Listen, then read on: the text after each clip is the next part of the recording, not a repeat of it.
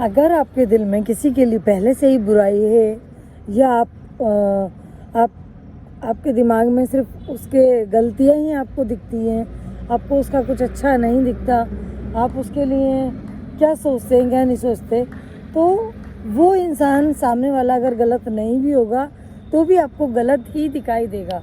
उसका अच्छा किया हुआ भी आप उसको भी गलत वे में ले जाएंगे। तो कभी भी किसी को जज मत कीजिए, कभी भी किसी के लिए एक माइंडसेट मत बनाइए कि ये इंसान ऐसा है, ये इंसान वैसा है, ऐसा मत बनाइए। हो सकता है उसके दिल में आपके लिए कुछ हो ही ना, और आप बस अपनी मर्जी से लगे हो कुछ भी सोचना।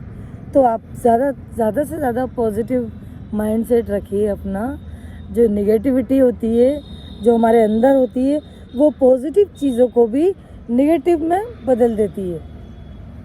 जैसे कि कुछ अच्छा हो रहा होता है तो भी हमें वही दिखाई देता है जो हम देखना चाहते हैं, जो हमारी आंखें देखना चाहती हैं, हमको वही दिखाई देता है। अगर हमने अपने इमेज बना ली किसी के लिए जैसी भी, तो फिर हमको क्या होगा, वो अच्छा भी कर रहा होगा लाख, तो भी हम उसका बुरा वाला पार्ट ही हमको दिखाई देगा, अच्छा वाला पार्ट हमको दिखाई नहीं देगा।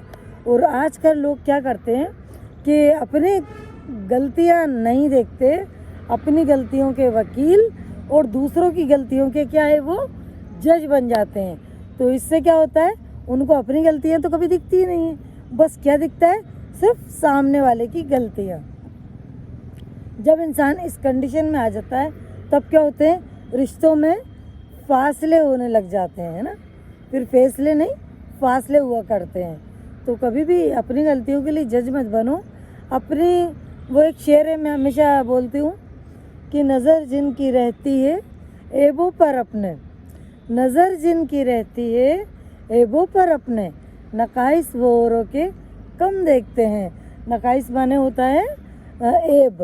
तो जिनकी नज़र अपने ऐबों पर रहती है वो दूसरों के ऐबों को कम देखते हैं, और जिनकी नज़र सिर्फ दूसरों की ही ऐबों पर रहती है वो फिर उनको अपनी गलतियाँ कभी दिखाई नहीं देती।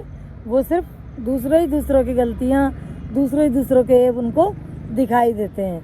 तो बहुत बड़ा दिल रखना पड़ता है, बहुत कुछ सहना पड़ता है, बहुत कुछ इग्नोर करना पड़ता है, बहुत कुछ अनदेखा करना पड़ता है, तब ये जो रिश्ते की पटरी गाड़ी है हमारी, उस पटरी पे चल पाती है।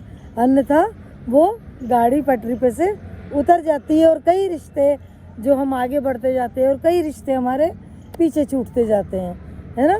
यही होता है ना।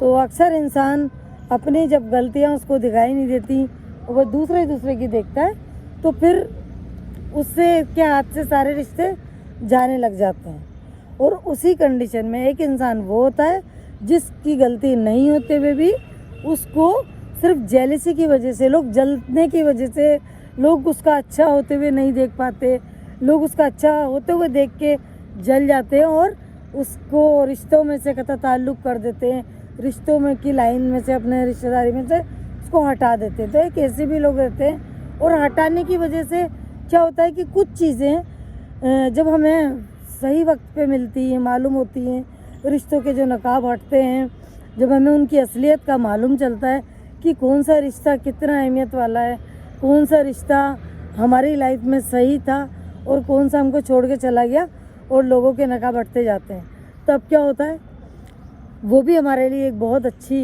अल्लाह का दिया है, वो गॉड गिफ्ट समझो, अल्लाह का एहसान समझो। थैंक यू बोलो उन लोगों को जो आपकी लाइफ से आपको छोड़कर चले गए, उनको थैंक यू कहो, क्योंकि उन्हीं ने आपकी आंखें खोली और उन्हीं ने बताया आपको कि आप किसी से ज़्यादा प्यार मत करो, ज़्यादा लगाव मत करो, और किसी को ज़्यादा अहमियत मत दो। इसलिए उनका भी शुक्रिया जो गए, और उनका भी शुक्रिया जिन्होंने साथ दिया और जो आपकी लाइफ में है। अब जो आपकी लाइफ में है उनको संभाल कर रखो, उनको प्यार दो, उनके साथ आगे बढ़ो। Thank you so much. आज का ज्ञान इतना ही, कल फिर मिलते हैं।